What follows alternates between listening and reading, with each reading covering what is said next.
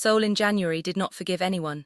The wind came down off the mountains and moved through Yuljiro's back streets like it had a grudge, rattling the corrugated awnings over the noodle carts, pushing steam sideways before it could rise.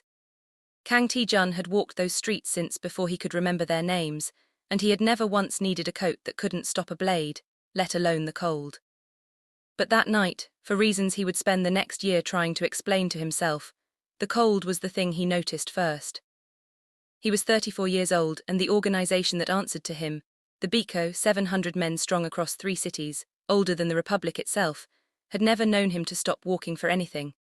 Not for a rival's warning shot, not for a police tale, not for his own father's funeral procession, which he had led without breaking stride, jaw set, eyes dry, because a man who stopped walking in this world gave the wolves behind him time to catch up. He stopped that night for a girl who could not have weighed more than a bag of rice. She was crouched behind a stack of collapsed cardboard outside a shuttered dumpling stall, a sleeve of instant noodles clutched to her chest like it was the last dry thing in the world. And when the stall owner came around the corner shouting, she didn't run so much as fold herself smaller, the way small creatures do when they have learned that running only makes the world notice you more. "Yeah, you steal from me again, I call the police this time, I mean it." Tae-jun's hand closed over the man's wrist before the sentence finished. He didn't grip hard. He never needed to. Men who had heard his name flinch from a whisper. "How much?" Tae-jun said, not a question, a transaction closing before it opened. The stall owner's anger evaporated into something more useful to him, recognition, and beneath it, fear filed down into politeness. "Nothing, sir, it's fine, she does this every few weeks, I don't even." Tae-jun peeled off a note that would have bought the man's entire cart twice over, and didn't wait for the change. He crouched down instead, lowering himself to the girl's eye level, the way you might approach an animal that had been hurt by people before and had good reason to expect it again. She looked at him. Later, months later, long after the word daughter had rearranged every certainty he'd built his life around, he would try to describe that first look to the one person who ever earned the right to hear the whole story, and he would fail every time, because there was no clean way to say that a stranger's eyes had looked back at him out of a child's face like a door he hadn't realized was still unlocked. "You're not going to run," he said. It wasn't a command. It was an observation, and it surprised him as much as it seemed to surprise her. "You gonna hit me?" Her Korean carried an accent he couldn't immediately place, not fully local, syllables softened at the edges like she'd learned the language second-hand, from someone who hadn't learned it first either. "No. Then I got no reason to run yet." She said it like a rule she'd worked out through trial and error, and something in the flat, practiced logic of it made Tae-jun's chest tighten in a way 3 decades in his line of work had never once required of him. He held out the noodles the stall owner had been screaming about, unopened, plus 2 more he bought from the cart himself, plus a paper cup of hot barley tea that scalded his own fingers through the sleeve. She didn't say thank you. She ate like a person who had learned that pausing to be grateful was a luxury tax on a meal that might get taken away in the time it cost to pay it. He watched her work through the noodles in silence, hunched over the bowl on the curb beside him, and he thought, genuinely believing it was nothing more than a passing, sentimental thought, the kind rich men sometimes have and forget by morning. "I have fed 100 strangers this winter alone. Why does this one feel like a memory I can't place?" He didn't ask her name. She wasn't ready to give it, and men who ran organizations like his learned early that the questions you don't ask are sometimes the ones that keep a door open. He left 40,001 folded under the empty noodle cup, stood, buttoned his coat against the wind that no longer seemed to be only about the temperature, and walked away without looking back. He came back 3 nights later, told himself it was to check that the stall owner hadn't taken it out on her. She was there. To understand why a man like Kang Tae-jun stopped for a child in an alley, you have to understand what he had built himself into, and what it had cost him to build it. The Biko had been his father's before it was his, a name whispered in the same breath as construction contracts, shipping routes, and 3 politicians who owed their careers to money that never appeared on any ledger. Tae-jun had been groomed for it since he was old enough to understand that other boys' fathers came home smelling of soju and regret, while his came home smelling of gun oil and expensive cologne, and never once apologized for either. He had been good at it. That was the part he hated admitting, even to himself, even 6 years removed from the version of himself that had first believed the organization could be run cleaner than his father ran it. He'd been good at negotiation, good at reading a room full of men deciding whether to kill him or work with him, good at the particular kind of stillness that made other men doubt their own instincts. By 28, he ran logistics for the entire Southern network. By 30, he ran everything his father hadn't already handed to men who died shortly after disappointing him. And somewhere in the middle of all that, in a life that measured success in silence bought and threats deflected, there had been a woman. Her name was Amara Bankal, and she had walked into his life the way a lot of important things walk in. Sideways, through a door meant for someone else. She'd been running a free clinic 2 blocks from a warehouse, the Biko used for something Tae-jun had never explained to her, treating factory workers who couldn't afford the hospital and undocumented laborers who couldn't risk being seen at one. Nigerian-American, raised in Houston, in Seoul on a nursing exchange program that was supposed to last 8 months, and instead rearranged the entire shape of his life. He'd met her because one of his own men had come in bleeding from a knife wound he couldn't explain to a hospital. Without questions, Tae-jun's organization couldn't survive. She had stitched the man up without asking a single question that wasn't medically necessary, and when Tae-jun came to pay her off for her silence, she had looked at the folded bills in his hand like they were an insult. "I don't need to be bought," she told him, in Korean good enough to argue in but still edged with an accent that made every sentence sound like it was daring you to underestimate her. "I need you to not bring me any more men who almost bled out because you people don't trust real doctors." Nobody spoke to him that way. He'd found, to his own considerable surprise, that he wanted to hear her do it again. What followed was 18 months that Tae-jun would later think of as the only unguarded stretch of his adult life. He learned that she took her coffee so sweet it embarrassed the baristas, that she hummed old gospel songs under her breath while she worked and stopped the second she noticed anyone listening, that she had a laugh that came out of her sideways, like it surprised her every time. She learned that the coldest, most feared man in 3 cities' worth of underground business kept a childhood photo of his mother in his wallet and got quietly, fiercely protective of stray cats. "You don't ask me what I do," he said once, months in, watching her hands work over a patient's wound with a precision that fascinated him. "I know what you do," she said, not looking up. "I decided it's not the only true thing about you. People get to be more than one thing, Tae-jun. Took me a while to believe that about you. I believe it now." He never told her he loved her in those exact words. It wasn't how he'd been raised to say things that mattered. Instead, he built her a private security detail she never knew about, rerouted 2 rival factions away from her clinic's block without her ever hearing his name attached to it. And on the night he finally worked up the courage to tell her he wanted a life with her that didn't require her to keep pretending she didn't know who he was, she told him she needed to think. She never got the chance to answer. 3 weeks later, a joint task force between Korean prosecutors and an American federal agency opened a case into the Biko's shipping operations. And Amara's clinic, funded partly through a foundation with ties, several layers removed, to Tae-jun's money, got named in a subpoena she never should have been anywhere near. He remembered the last conversation with a clarity that still cost him sleep. "They think I laundered money through my own clinic," she'd said, standing in his office with a folder of legal documents shaking slightly in her hand, the first time he had ever seen her afraid. "They think I knew, Tae-jun." "I'll fix it." "You'll fix it," she repeated, and something in her voice had gone quiet in a way that frightened him more than shouting would have. "That's the whole problem, isn't it? You'll fix it, and I'll never know what fixing it cost or who it cost it to, and I'll just keep being the woman who loves a man whose solutions I'm not allowed to ask about." "Amara."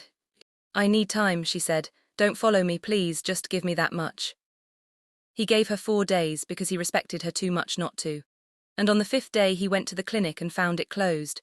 Her apartment cleared out down to the light bulbs, no note, no forwarding address, nothing but a keychain she'd left hanging on his office door, the one he'd bought her as a joke, shaped like a tiny stethoscope, with no explanation attached to it at all.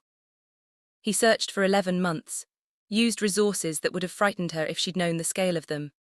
Found nothing but a trail that went cold in an airport in Atlanta and stayed cold no matter how much money or fear he threw at it. Eventually, the way a man learns to walk on a leg that never healed quite right, he stopped searching in any way that showed. He restructured the organization's more exposed operations, not out of guilt exactly, though guilt was in there somewhere, but because some new, quiet part of him had decided that a life built entirely on things that could get someone like Amara subpoenaed was not a life he could keep justifying. He pulled the Biko back from human trafficking-adjacent shipping fronts his father had built the empire on, consolidated into real estate and private security contracts that were, if not clean, at least clean enough that no one he loved again would ever be collateral for it. He told himself he'd built a better version of the world he ruled. He never let himself finish the thought that followed. Better for who, exactly, now that there's no one left in it that I let myself love? Her name, it turned out, was Nari. She gave it to him on the 4th visit, tossed out sideways like she was testing whether it would cost her anything to be known. Nari, she said, not Nariya, just Nari. People add the like they're being cute and I don't like it. Understood, he didn't add the ya again, not once in all the months that followed. She was 7, she thought, though she wasn't entirely certain. My used to say I was born in April, but she also said a lot of things twice different ways, so. She said mother, the way you'd touch a bruise to check if it still hurt, quickly, testing, retreating before the pain fully registered. Tae-jun noted the word and noted, too, the fast subject change that followed it, and filed both away the way he filed everything, patient, cataloguing, waiting for the pieces to mean something. He learned over the following weeks, in fragments dropped and retrieved like she was deciding in real time how much of herself was safe to hand over. That her mother had died 2 winters back, something sudden that Nari didn't have words for beyond. She went to sleep at the hospital, and the nurse cried more than I did, which I thought was weird because she was a stranger and I was the one who lost my mom. That there had been a group home after, one with too many kids and not enough staff who noticed when one of them slipped out through the kitchen door and never came back. That she had survived a Seoul winter mostly alone by learning which restaurants tossed food that was still good, which subway stations didn't chase kids off the heating grates, and which strangers' faces meant safe enough to ask, and which meant keep walking. She had decided on the 2nd visit that his face fell into the 1st category. He never asked her why. He suspected, though he wouldn't understand the full shape of it for months yet, that some part of a child too young to have language for it had recognized something in him that his own conscious mind hadn't caught up to. You have sad eyes for a rich guy, she told him once, around a mouthful of tteokbokki he'd bought from a cart 2 blocks from the alley, because by then he'd stopped pretending their meetings were about the alley at all and had started simply finding her, wherever she'd relocated that week, and bringing food that didn't come from a stall. Do I? Yeah, my had eyes like that too sometimes, when she thought I wasn't looking. She chewed for a second, considering. Different color though, yours are like, I dunno, regular dark, hers were like coffee with too much cream in it. He didn't think anything of the comparison. Why would he? Children compared everyone to their mothers. It was the only frame of reference most of them had for what a person's face was supposed to mean. It was another 2 months before he made the decision that would rearrange the rest of his life. And he made it not in some dramatic moment of realization, but in the quiet, exhausted second, after finding her fevered and shaking under an overpass during the coldest week of February. Her lips faintly blue, too weak to argue when he picked her up. He didn't take her to a hospital that would ask questions about an unaccompanied street child and a well-dressed stranger. He took her to his own physician, a man who had stitched Biko soldiers back together for 2 decades and had long since stopped asking what he wasn't told. And he sat in the waiting room of his own private clinic wing at 4 in the morning with his hands laced together so tightly his knuckles had gone white, running through, with genuine and unfamiliar terror, every possible way this could go wrong. She's going to be fine, the doctor told him eventually, and Tae-jun felt something in his chest release that he hadn't consciously known was clenched. He filed the adoption paperwork 9 days later. The Biko's inner circle did not react well. You're going to raise a street kid in this house, his second, Choi Jun-seo, said, in the careful, testing tone of a man who had known Tae-jun for 20 years and knew exactly how far he could push before the ground shifted under him. A kid nobody can vouch for. Nobody knows where she came from. You understand what a liability that is. I understand what a liability is, Tae-jun said, not looking up from the paperwork on his desk, actual legal court-filed adoption paperwork, the kind of document his organization rarely touched because it created records, and records were the one thing the Biko existed to avoid. I've been managing them for 15 years. This one I'm keeping. Boss, Jun-seo, he looked up then, and whatever was in his face made the older man stop mid-sentence. I am not asking permission. The house he brought her to was not what she expected. She told him so flatly the first night, standing in the doorway of a bedroom 3 times the size of any room she'd slept in, ever in her whole remembered life. "This is too big for one kid." "Then we'll get you a dog to fill the extra space," he said, and she looked at him like he'd said something genuinely revolutionary. And that was the night he understood, with the particular clarity that only hits you after the decision's already made, that he was not simply housing a child out of some vague debt to conscience. He was, against every instinct honed by 34 years of a life, built on never wanting anything he couldn't afford to lose, falling in love with the idea of being someone's father. The early months were not easy, and Ruzzy Stories fans who have followed this channel know we don't sugarcoat that part. Nari flinched at raised voices, even ones raised in laughter. She hoarded food in her room for the first 6 weeks despite 3 meals a day appearing on schedule like clockwork, because trust, once broken by hunger, does not rebuild itself on a schedule anyone else sets. She tested him, deliberately, methodically, the way a child who has been left before tests every adult who claims they won't leave, breaking things, lying about small matters that didn't need lying about, disappearing from the property twice just to see if he'd come looking or simply let her go the way Tae-jun suspected without ever being told outright. Some adult in her life once had. He came looking both times. Found her the second time 3 blocks from the old alley where he'd first fed her, sitting on the same curb waiting, he realized later, to see if he would actually show up or if this whole strange, soft new life was a kindness with an expiration date, like all the others had been. "I'm not leaving," he told her, crouching to her level the way he had that very first night. "You can test me as many times as you need to, I'm not going anywhere." "Everybody says that." "I don't say things I don't mean. Ask anyone who's ever done business with me, a ghost of something that wasn't quite a smile. They'll tell you it's the thing they're most afraid of." She didn't run again after that.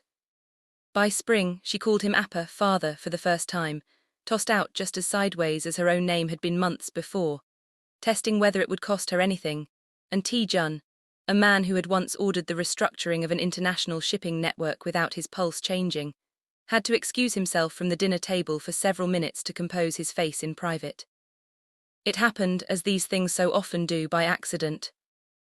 Nari had been living in the house for 9 months when the fever hit, not the dangerous kind, just a bad seasonal flu that kept her home from the tutoring sessions. Tae-jun had arranged with the same discretion he arranged everything. And Tae-jun, who had rearranged 3 international calls to sit with her, found himself going through the small cardboard box of belongings she'd brought with her from the group home, looking for the stuffed rabbit she claimed she needed to sleep. Though she was 8 now, and would have died before admitting that out loud to anyone but him. Underneath the rabbit was a photograph, creased soft at the corners from handling, the kind of wear that comes from a child taking something out to look at it in private, again and again over years. It was a woman, young, laughing at something outside the frame, wearing pale blue scrubs, standing in front of a clinic with a hand-painted sign in Korean and English both. Tae-jun's entire body went still in a way it had not gone still since the night the task force subpoena had landed on his desk 9 years ago. He knew that clinic, he knew that laugh the way it came out sideways like it surprised even her. He knew that face. "Nari," his voice didn't sound like his own. "Who is this?" She looked up from the blanket nest she'd built on the couch, congested and drowsy, and blinked at the photograph like the question was strange. "That's my Uma. I told you, remember? I don't got a lot of pictures, that's basically the only one." "What was her name?" "Amara," Nari frowned, small and confused by the sudden, terrible intensity in his face. "Appa, you're scaring me a little." He didn't answer, he couldn't. He sat down on the edge of the couch, because his legs had, without his permission, stopped being reliable, and he held the photograph in both hands like it might dissolve if he gripped it wrong. And he did the math he had been too afraid to do out loud for 9 months. The math that had been sitting in the back of his mind since the very first night in that alley, since the eyes that felt like a memory, since my Uma had eyes like that too. And the math came out in a number that broke something open in his chest that he had spent 9 years welding shut. Nari was 8, Amara had disappeared 9 years ago. She was born in April, Nari had said once, tossed out sideways, the way she gave away everything that mattered. Amara had disappeared in February. He did not sleep that night. He sat in his study with the photograph, and a folder of old surveillance reports he'd never had the heart to destroy, cross-referencing dates with a precision that felt, for the first time in his adult life, like it was reconstructing his own heart instead of someone else's downfall. And by 4 a.m, he had a certainty that no court would have accepted, and that he did not need a court to accept, because he had felt it the very first night in an alley in the cold. Before he had a single piece of proof to explain why. He had adopted his own daughter. He had raised her for 9 months without knowing it, and the not knowing did not make the love any less real. It made it somehow more unbearable, because it meant some part of him had recognized her before the rest of him caught up. And the 9 months he had spent building trust with a stranger had actually been 9 months of finally getting to be her father, and he hadn't even known to be grateful for it in the specific way it deserved. He confirmed it with a DNA test 3 days later, discreet, run through the same physician who had treated her fever the night everything changed. He did not need the results to know what they would say. He needed them because a man who has already lost one person to secrets was never going to build the rest of his daughter's life on another one. The results came back at 99.998%. He sat with that number for a long time before he found Nari in the garden, teaching the stray cat he'd finally gotten her how to catch a ball of yarn, laughing that sideways laugh that he now understood, with a grief so sharp it nearly folded him in half, was not just like her mother's. It was her mother's laugh, inherited whole, carried across 9 years and a continent of not knowing, straight into his life. Naria, he used the honorific this time, deliberately, the way you use a person's full given weight when what you're about to say deserves the gravity. She looked up, surprised because he never used it, and something in his face made her set the yarn down. Appa, what's wrong? He knelt in front of her, the way he had that very first night in the alley, and he took her small hands in both of his. And for the first time since he was a boy young enough to still believe crying was something other people did, Kang Tae-jun let his voice break in front of another human being. I need to tell you something about your he said, and about me. And I need you to know that everything that's happened between us this year is real no matter what I tell you next. I chose you before I knew. Do you understand that? I chose you before I had any reason to accept that something in me already knew. The full truth took him weeks to piece together, gathered from records he should have chased down 9 years earlier if grief hadn't made him too afraid to look. Amara had fled to Atlanta, as far from Seoul and everything it represented as her savings could carry her, terrified. Reasonably, Tae-jun would admit later, with a bitterness aimed entirely at himself, that if the task force ever connected her to him fully, whatever child she was carrying would grow up either fatherless in a cell visitation room or worse, absorbed into the very world she'd fled to protect it from. She hadn't known when she left that she was pregnant. She found out in a pharmacy bathroom 3 weeks later, alone in a city where she knew no one, and she made the decision that would define the rest of her short life in the loneliest 10 minutes she ever spent. She never told him. Told herself it was to protect him from a complication that would tie him to American soil, to protect the baby from being a bargaining chip in whatever war his enemies might someday wage. Told herself 100 reasons across 8 years that all amounted to the same terrified, loving miscalculation. That a life kept hidden from Tae-jun was safer than a life he might someday have to defend by force.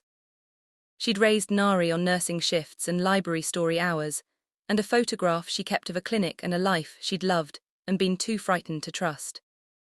She'd gotten sick, an aggressive cancer that moved faster than the insurance she'd scraped together could keep pace with, diagnosed too late because free clinics, the very kind she used to run, don't catch things early.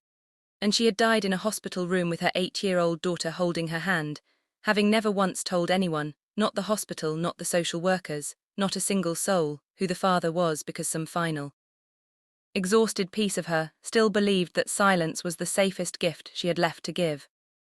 Tae-jun read the hospital chaplain's notes, obtained through channels he did not examine too closely, 3 times before he could stand up from his desk. Patient stated when asked about next of kin, "There isn't anyone. There was once, I hope she finds him anyway someday, tell her he had good eyes." He had wept for Amara once before, 11 months into a search that went nowhere. He wept for her now with a grief that had a shape it hadn't had the first time, not the grief of losing a woman he'd loved and lost track of, but the grief of a woman who had loved him enough to spend 8 years protecting a secret that had cost her everything, right up until the moment it was too late to give it back to him. He kept that last detail, he had good eyes, and did not share it with Nari for a long while. Not because it was too painful, though it was, but because he wanted to be worthy of it a little longer before he let it settle into who he was. Her name was Grace Ojusanya, and she found him, not the other way around, walked into the lobby of a legitimate real estate holding that was, on paper, the least suspicious of the Biko's fronts, and told the front desk staff she needed to speak to Kang Tae-jun about a woman named Amara Bankal, and would not be turned away by anyone below the rank of the man himself. She was Amara's oldest friend, it turned out, a fellow nurse who had followed her from Houston to the Seoul exchange program and back to Atlanta afterward. The closest thing to family Amara had built in her final years, the woman who had actually raised Nari for the 6 months after Amara's death, before the paperwork failed and Nari fell through a gap in a system too overwhelmed to hold her. The woman who had spent 2 years since then combing every group home report and missing persons database she could access, searching for a girl who had, in her grief, run further and faster than any adult tracking system could follow. "I found her adoption filing 11 days ago," Grace told him, sitting across from his desk with a composure that told him she'd rehearsed this speech for longer than 11 days. "Kang Tae-jun, I recognized the name the second I saw it. Amara used to say it in her sleep sometimes in the last year. I didn't know what it meant until I saw your photo attached to a background check." He told her everything, because a man who had already learned what secrets cost was not going to build the rest of this new life on more of them. And Grace listened with the particular, unflinching stillness of a woman who had spent a decade nursing people through the worst days of their lives, and had learned exactly how to hold space for someone else's grief without letting it collapse her own composure. She did not judge him for the life he led. She judged him, briefly and sharply, for the 11 months of searching he had abandoned 9 years too early. You had resources most governments don't have, and you stopped looking before you exhausted them. And he took the correction the way a man takes a wound he knows he earned, without flinching, without excuse. What neither of them expected was what grew in the months that followed, slow and unhurried, the way trust grows when two people have both already survived the worst version of losing someone and have no patience left for pretending otherwise. Grace became, first, the person Nari asked for when nightmares about the winter alone came back. Then the person who taught Tae-jun, patiently, the 1,000 small things about raising a grieving 8-year-old that no amount of money or power could substitute for. Then slowly, carefully, the person whose laugh, nothing like Amara's, entirely her own, low and startled and real, he found himself listening for.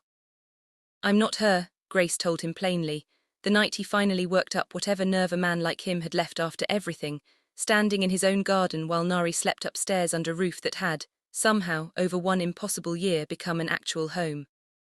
"I loved Amara like a sister. I'm never going to be a replacement for that, and I don't want to be." "I'm not looking for a replacement," Tae-jun said.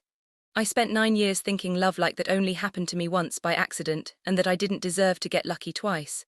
I'm not asking you to be her. I'm asking if there's room for something that's just yours, ours, new." Grace was quiet for a long moment, watching the same stars Amara used to point out from a clinic rooftop half a world and half a lifetime away, and then she said simply, "I'd like that. Slow, however slow this family needs." No story like this ends without one final reckoning, and ruzzy fans who have been with us this long already know that peace, once found, always gets tested.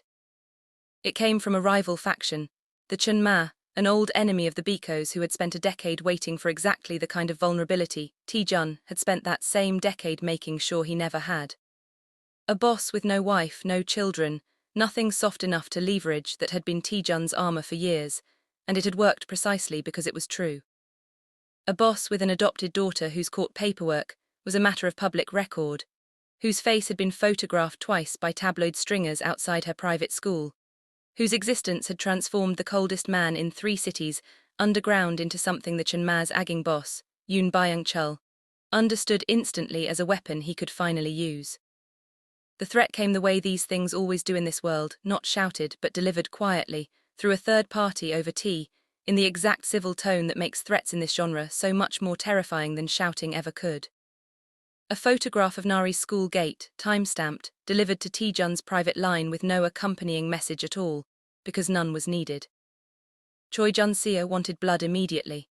Grace wanted the police international protection, a plane out of the country by morning. Tae-jun, for the first time in the entire story, found himself frozen between two instincts that had never once conflicted in his life before this year.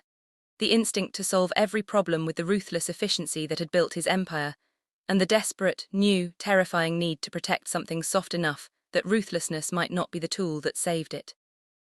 He chose neither path entirely. He chose, instead, the moral test this whole story had been building toward without him realizing it. He went to Yoon Byung-chul directly, alone, unarmed by choice rather than necessity, and offered something he had never once offered anyone in 15 years of running the Biko. The truth. You could take her, he told Yoon, sitting across from a man who had every reason to want him destroyed. You have the resources, the men, the patience. I know you've been saving for exactly this. I'm not here to threaten you out of it. I'm here to tell you what it would cost you. He leaned forward. Every ally I have left who stayed loyal out of respect instead of fear, and there are more of them than you think, would turn on you the day you touched a child to get to me. Not because of what I'd do to you. Because of what they'd think of a man who needs an 8-year-old as leverage. You'd win a battle and lose every reason your own men still follow you. I know that, because I spent this year learning the difference between power that people fear and power people actually respect. You're old enough to remember which kind lasts longer. It was not a threat. It was, Tae-jun realized as he said it, the truest thing he'd told a rival in his entire career. And it worked not because Yoon was frightened, but because Yoon, old and tired and watching his own organization fray at the edges from men who followed him only out of habit, recognized in Tae-jun's words the shape of a mistake he had already, quietly, started to regret making with his own sons. The photograph was never followed by another.